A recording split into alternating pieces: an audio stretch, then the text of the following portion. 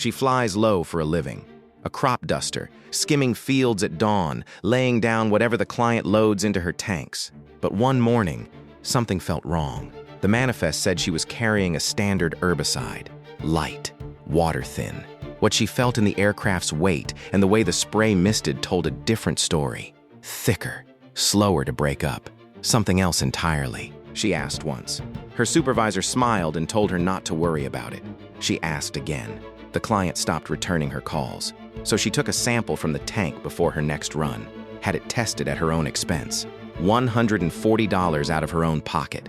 The results came back in 10 days. 2 restricted compounds, neither approved for aerial application in her state. She filed a report with the EPA. She lost the contract the same week, but the field she didn't spray that morning sat next to a watershed feeding 3 towns. Nobody knew what she stopped. She knew. That was enough.